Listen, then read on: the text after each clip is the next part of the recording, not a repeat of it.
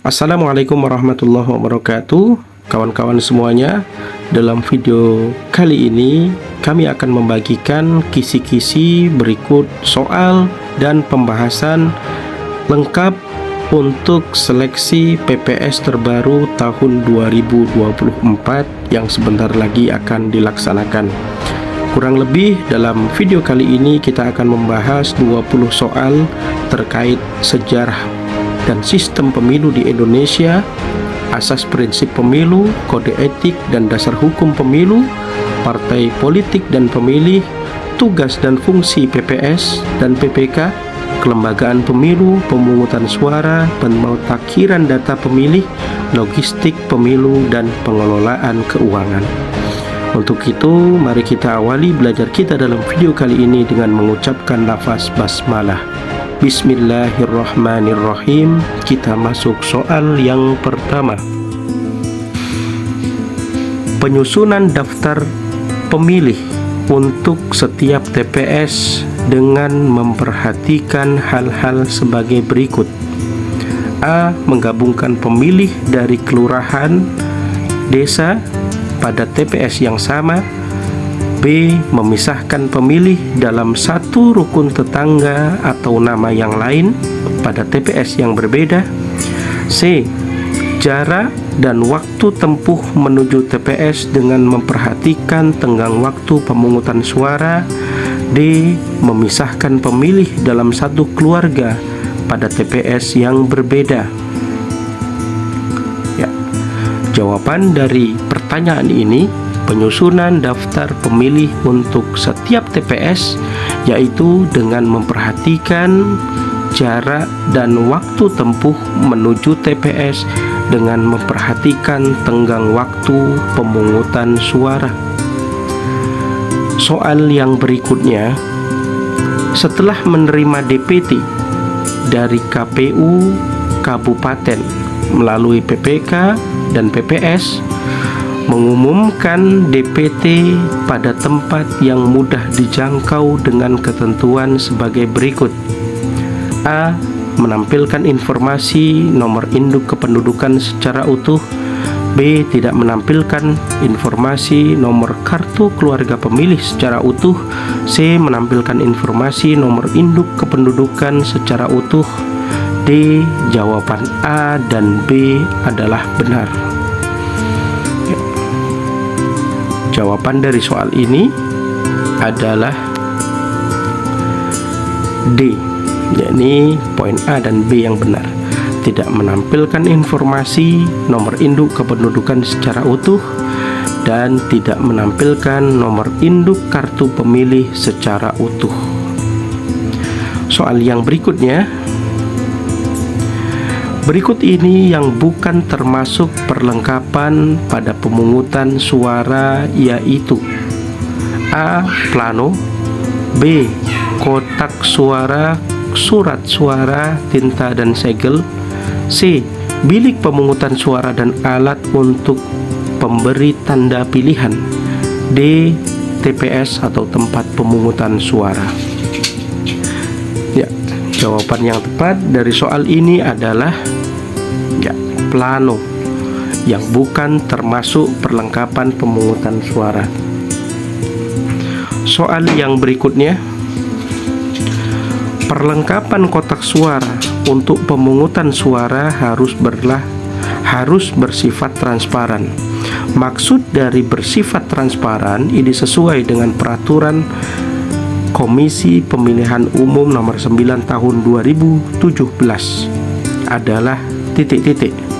A. Isi kotak suara harus terlihat seluruhnya. B. Isi kotak suara harus terlihat sebagian. C. Isi kotak suara harus terlihat dari luar. D. Sebagian kotak suara terbuat dari plastik. Ya, maksud bersifat transparan dalam PKPU nomor 9 tahun 2017 tentang logistik pemilu. Ya, jawaban yang tepat dari soal ini adalah isi kotak suara harus terlihat dari luar. Kita masuk soal yang berikutnya. Jika terdapat surat suara sisa yang tidak digunakan dalam pemungutan suara, maka yang harus dilakukan KPPS adalah sebagai berikut. A. Merusak surat suara dengan cara disobek agar tidak digunakan untuk kepentingan tertentu. B. Menyilang dengan spidol dan memasukkan ke dalam sampul surat suara yang tidak digunakan. C. Dikembalikan kepada PPS. D. Dihitung sebagai surat suara rusak dan tidak dapat dipergunakan. Ya, jawaban dari soal ini terkait pengelolaan keuangan atau pengetahuan kepemiluan. Jawaban yang tepat adalah menyilang dengan spidol dan memasukkan ke dalam sampul surat suara yang tidak digunakan. Soal yang berikutnya, berapakah honor ketua PPK untuk pemilu tahun 2024? Ya, jawaban yang tepat adalah Rp2.500.000.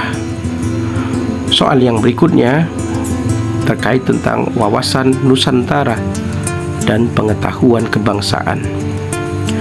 Undang-Undang 1945 merupakan satu kesatuan naskah yang terdiri atas titik-titik.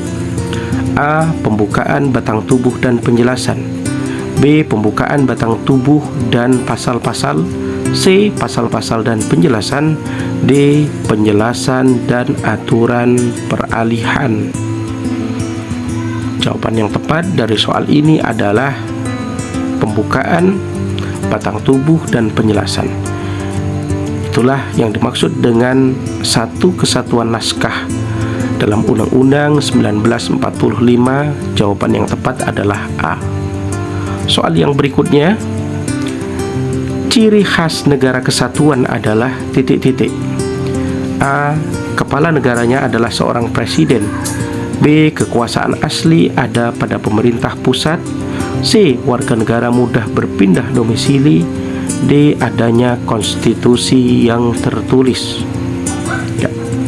Jawaban yang tepat dari soal ini, ciri dari khas negara kesatuan adalah kekuasaan asli ada pada pemerintah pusat. Soal yang berikutnya, Pancasila menjadi petunjuk untuk membuat aturan hukum serta pedoman untuk kehidupan bernegara. Hal ini dikarenakan Pancasila adalah titik-titik. A.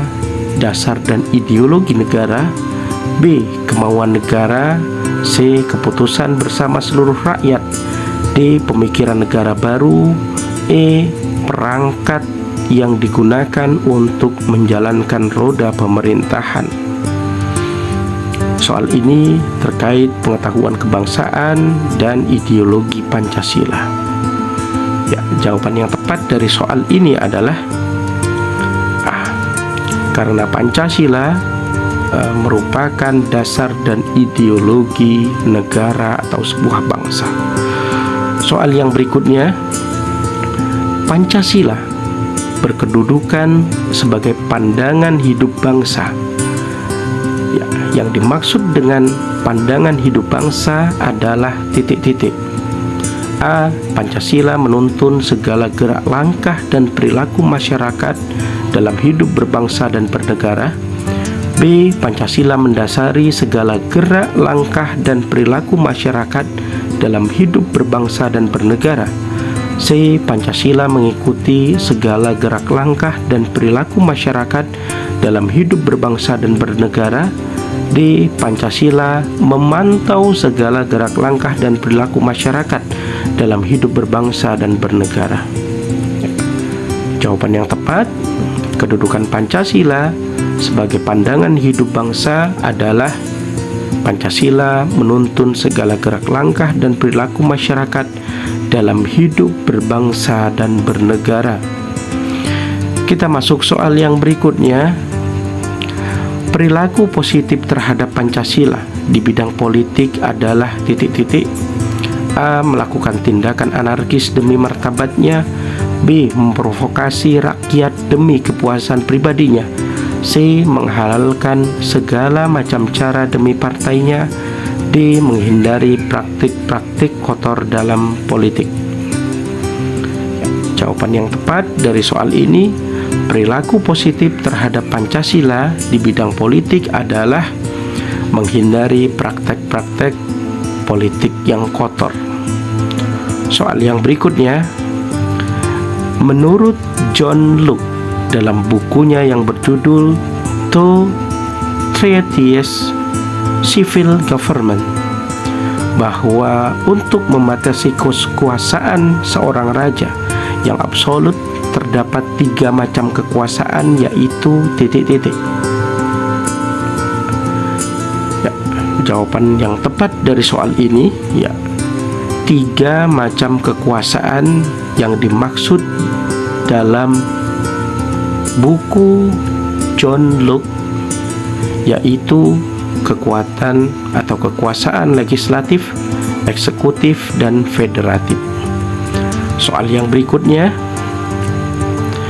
usul pemberhentian presiden dan wakil presiden dapat diajukan oleh DPR kepada MPR dengan terlebih dahulu mengajukan permintaan kepada titik-titik.